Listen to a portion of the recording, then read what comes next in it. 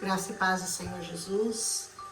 Hoje nós estamos retornando as gravações que eu parei por um tempo, por um motivo que eu estive com a minha mãe no hospital e ela acabou falecendo. Eu perdi minha mãe semana passada, mas ela descansou no Senhor e isso me alivia. Nós vamos voltar aos nossos estudos na gravação da palavra e hoje é Jeremias capítulo 7. Tem muita coisa bonita para a gente ver aqui em Jeremias 7. E diz assim: essa é a palavra que veio a Jeremias da parte do Senhor. Da onde que ela veio? Da parte do Senhor. E ele diz assim: fique junto à porta do templo do Senhor e proclama esta mensagem.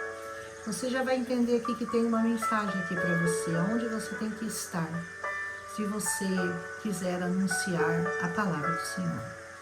Tem lugar certo para que isso possa ser feito. E ele diz, junto à porta do templo. Para quem acha que não precisa estar no templo, para quem acha que Deus está em todo lugar, que não precisa fazer parte de corpo nenhum, que não precisa estar numa membresia ou estar congregado, você está muito enganado. Deus e a sua palavra seguem determinações, orientações que Deus colocou. E ele diz que você é membro, você não é corpo. E o membro fora do corpo não subsiste. Então, aonde você tem que estar é numa congregação. Ó, quão bom e agradável é que os irmãos vivam em comunhão. A palavra de Deus diz isso. Ele diz, ouça a palavra do Senhor, vocês todos de Judá, que atravessam essas portas para adorar o Senhor. Você tem entrado no templo do Senhor para o adorar? Você tem feito isso constantemente? Então essa palavra é para você. Assim diz o Senhor, corrijam a sua conduta e as suas ações, e eu os farei habitar neste lugar. Nós sabemos que Jesus é a porta.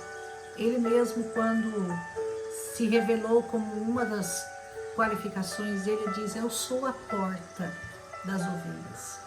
Então não existe outra porta. E se você quiser entrar em algum lugar, seja qual for esse lugar, você precisa de uma porta. Um lugar fechado, sem portas, não tem como entrar. Jesus é essa porta. E é por ele que você tem que entrar, se você quiser acessar o Deus de Israel. Ele diz assim, esse é o templo do Senhor, o templo do Senhor, o templo do Senhor. Não confie, diz, em palavras enganosas. Se você está se escondendo no templo do Senhor, pecando de todas as maneiras e achando que ali você vai enganar, que ali você vai se proteger, que ali você vai manter o seu pecado escondido, saiba que o Senhor tem essa palavra para você hoje. Não vai ficar escondido, vai ter consequências. Mas ele diz, mas se vocês corrigirem a sua conduta, beleza. Se vocês aprenderem a tratar as pessoas com justiça, se você não oprimir o estrangeiro, quem que é o estrangeiro? Aqueles que ainda não congregam com você, aqueles que ainda não fazem parte do reino, esses são os estrangeiros. Se você acha que você é melhor que eles e que por isso você pode oprimi-los e negar a eles essa palavra, saiba que você está cometendo um grande pecado contra o Senhor. O órfão, a viúva, eu já expliquei para vocês que o órfão não é exatamente o que está sem pai e sem mãe terreno. O órfão é o que está sem o pai celestial. A viúva não é que está sem marido na terra. A viúva é que está sem o marido, que é o Senhor. Ele é o nosso marido. De todas. Entenderam? Não derramem sangue inocente neste lugar. E se vocês não seguirem outros deuses para a sua própria ruína. Ai, essa coisa de seguir outros deuses é uma coisa tão recorrente na Bíblia, né? Não busquem deuses, não confiem nas estátuas, não confiem nas imagens. Aqui vai falar da rainha do céu, vai falar de uma série de coisas que você precisa estar atento à palavra de Deus. Não sou eu que estou falando, meu Deus. Não sou eu que estou falando, é o que está escrito aqui. Então, se você fizer tudo isso, não seguir outros deuses, não oprimir o órfão, a viúva, o estrangeiro, então eu farei você habitar neste lugar. Que lugar é esse? Que terra é essa? Na terra do Senhor. Na terra que o Senhor Jesus, porque isso aqui não é uma coisa física, é uma coisa espiritual. Ele diz, você vai poder habitar no templo do Senhor, e esse templo virou gente. Essa palavra tem nome, essa palavra virou gente, essa palavra é Jesus. E é nele que você tem que estar refugiado, abrigado. Amém? Mas vejam, vocês confiam em palavras enganosas e inúteis. Olha só o que vocês fazem. Vocês pensam que pode roubar, que pode matar, que pode cometer adultério, que pode falar injustamente, queimar incenso a Baal e seguir outros deuses que você não conhece. Vai atrás de Buda, vai atrás de outro. Não podia falar, não me interessa o nome dos outros deuses, né? Mas deuses estranhos, deuses alheios, deuses que o Senhor nunca nomeou a você para você seguir. Se você é um cristão, você é um cristão. Só tem um Deus para você, é Jesus Cristo, Filho do Deus vivo, o Verbo que fez carne. Amém? Ele diz, depois você vem diante de mim nesse templo que leva o meu nome e diz, aqui nós estamos protegidos, seguro, podemos continuar com todas essas coisas repugnantes. É assim que você faz? Esse templo que leva o meu nome tornou-se para vocês um covil de ladrões. Lembra quando Jesus, entrando no templo, a primeira coisa que ele fez, porque estavam negociando, vendendo com a palavra, negociando a palavra, ele jogou tudo aquilo para cima e chamou todo mundo de ladrão? A mesma coisa está acontecendo aqui. E cuidado, hein? Eu estou vendo. O Senhor está falando, está pensando que eu não estou vendo nada? Você está ganhando dinheiro com o meu nome, que você está vendendo coisa aí que não tem nada a ver com o meu evangelho, está se beneficiando, está se enriquecendo com a minha palavra? Eu estou vendo. Eu estou de olho em você. Portanto, ele fala, vão agora para Siló, no meu lugar de adoração, vai lá ver onde que eu fiz a minha primeira habitação, e vejam o que eu fiz com eles, por causa da impiedade deles. Foi tudo destruído. Amém? Mas agora, visto que vocês fizeram todas essas coisas, diz o Senhor, que eu disse ter falado repetidamente, vocês não me deram atenção. Sabe desde quando que Jesus, o Senhor, tem avisado você, para você se arrepender, para você retornar aos caminhos do Senhor, para você se voltar a Ele, para você se render a Ele, para você deixar a sua impiedade, o seu pecado, o seu adultério, sua mentira, o seu roubo. Sabe desde quando? Faz 3.000 anos que Deus está avisando o povo dele, o povo que quer se chegar a Ele, porque os que não querem também não interessam. Essa palavra não é para eles. Eles já estão fora da vontade de Deus e querem continuar assim. Mas ele está falando com quem quer ainda, de alguma forma, buscar a palavra de Deus. Ele diz, agora, visto que vocês fizeram todas essas coisas, apesar de eu ter repetido diversas vezes para vocês não fazerem e vocês não me deram atenção, e Deus ter chamado e vocês não terem me respondido, eu farei desse templo que leva o meu nome, no qual vocês confiam, o lugar de adoração que dei a vocês e aos seus antepassados, o mesmo que eu fiz a Siló. A mesma coisa que aconteceu lá, a mesma destruição é a que vai acontecer com vocês. Eu vou expulsar vocês da minha presença, como eu fiz com todos os seus compatriotas, o povo de Efraim. Ele está avisando o povo de Judá, hein?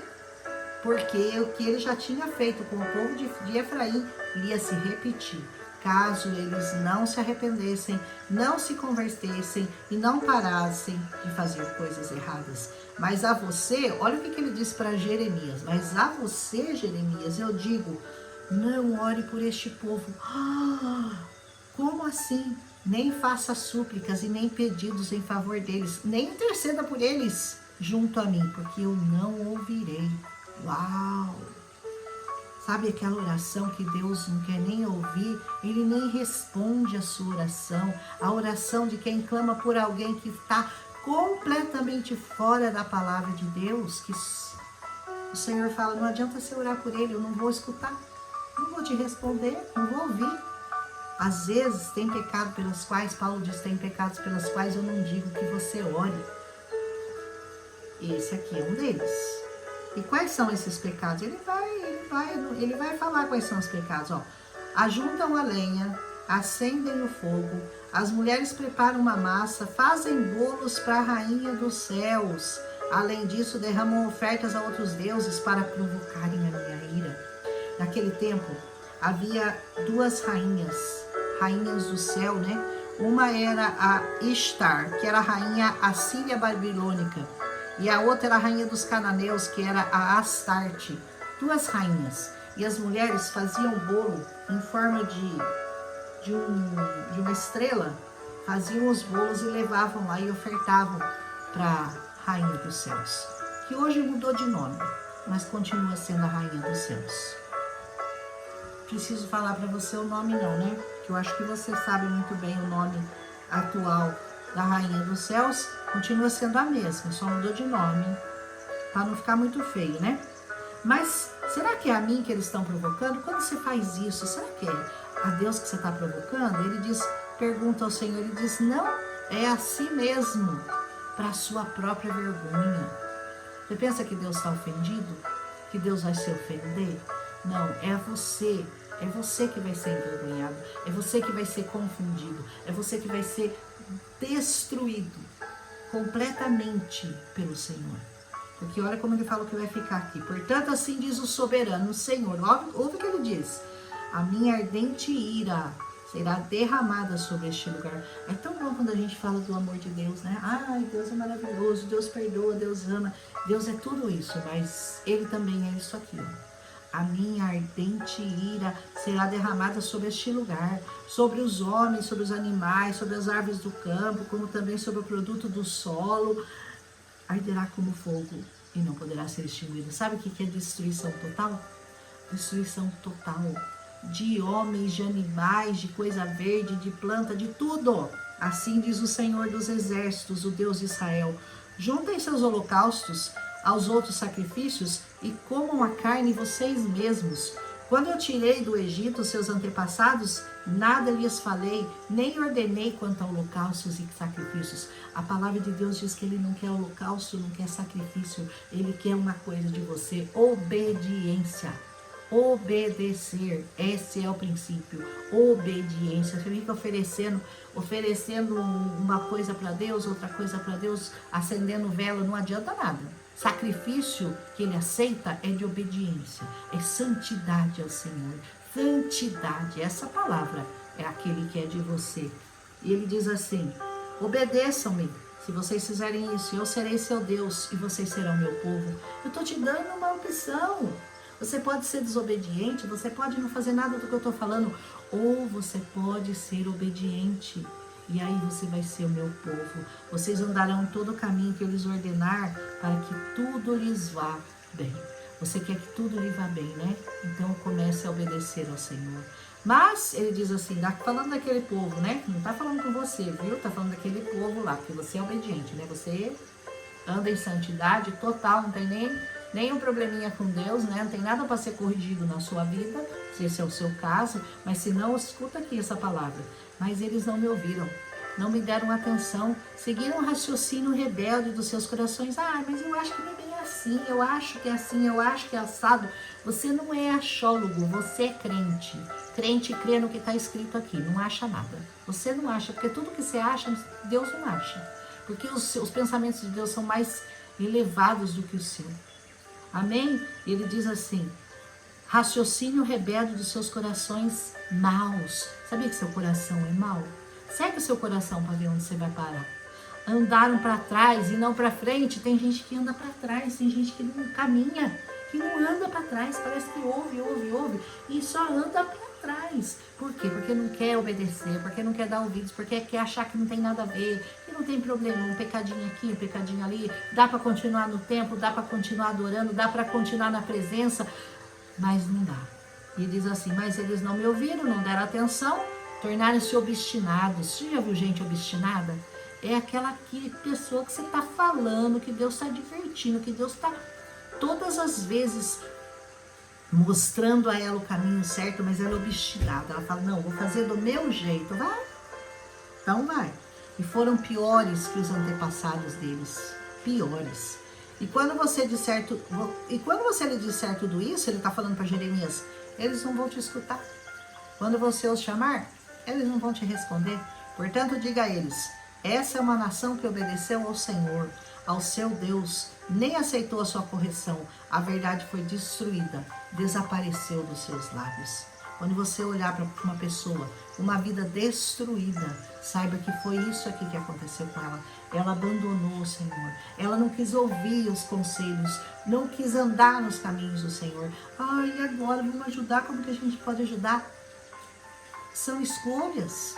São escolhas. Muitas vezes tem coisas que a gente não consegue mudar, porque as escolhas foram feitas. Escolhas erradas foram feitas em tempos que ela podia ter mudado, que ela ouviu a palavra, mas ela se recusou a mudar. Ele diz assim: cortem seus cabelos consagrados, joguem fora. Lamentem-se sobre os montes estéreis, pois o Senhor rejeitou e abandonou essa geração que provocou a sua ira. Você não provoca o Senhor, hein? Você não provoca a ira do Senhor. Ele diz: os de Judá fizeram o que eu reprovo. Declara o Senhor: profanaram o templo que leva meu nome, colocando nele suas imagens e seus ídolos. Sempre, né? O homem adora uma imagem, adora um ídolo, pelo amor de Deus. Construíram um alto de Tofete no vale de Ben-Anom, para queimar em sacrifício seus filhos e suas filhas, coisa que eu nunca ordenei e jamais me veio à mente. Sabe o que acontecia naquele tempo, gente? Esses deuses dos cananeus, eles tinham o deus Baal e o deus, como é que chamava mesmo? Moloque. E ele tinha uma mão estendida assim, e as pessoas iam lá com seus filhos, entregavam, colocavam nas mãos daquele ídolo lá, e deixavam e acendiam uma fogueira. E os filhos eram queimados vivos em sacrifício a esses deuses estranhos. Eram queimados vivos. E aí sabe o que os profetas faziam? Os profetas de Baal ficavam rufando os tambores para que o barulho do grito das crianças não pudesse ser abafado.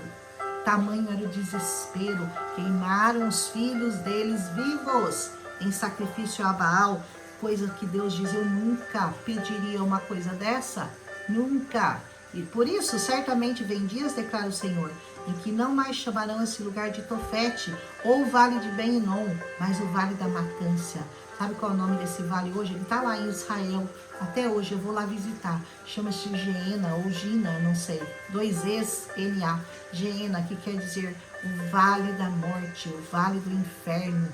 Aquele lugar nunca mais foi habitado. Aquele lugar não tem uma construção. Aquele lugar não tem nada. Aquele lugar cheira a morte, aquele lugar. Por quê? Porque era daquele lugar que eles levavam os filhos para fazerem sacrifícios humanos. Sacrifícios de crianças que eram mortas, vivas, queimadas. Seus próprios filhos. Inclusive o filho de Davi fez isso. Acho que foi depois nós vamos ler isso em outro capítulo. Acho que foi Manassés. Não lembro, não vou falar nada aqui. Mas um dos filhos de Davi, 2 filhos de Davi fizeram isso. Então os cadáveres deste povo servirão de comida para as aves e para os animais, e não os haverá quem os afligente. Olha o que vai acontecer com o povo. Vai ficar lá, até os corpos vão ficar jogados no chão, porque não vai ter nem quem espante as aves que vão lá comer os corpos. Darei fim às vozes de júbilo e de alegria. Acabou. As vozes do noivo e da noiva nas cidades de Judá e nas ruas de Jerusalém, pois essa terra se tornará um deserto. E isso aconteceu no tempo, né? Porque isso foi antes da Babilônia invadir, isso aconteceu com Judá, vai acontecer de novo. Diz a palavra do Senhor. Mas nós ainda temos tempo para o arrependimento, temos tempo para afinar nossos ouvidos e para ouvir a voz do Senhor, que hoje quer falar com você. Amém? Leia de novo esse capítulo, medite nessa palavra, pare capítulo, versículo por versículo, porque esse Jeremias 7 aqui é forte. Para quem desobedece, é uma sentença de morte, mas para aqueles que querem andar nos justos caminhos do Senhor, é uma mensagem poderosa de livramento e de paz para a sua alma. Amém? Um abraço em Cristo Jesus.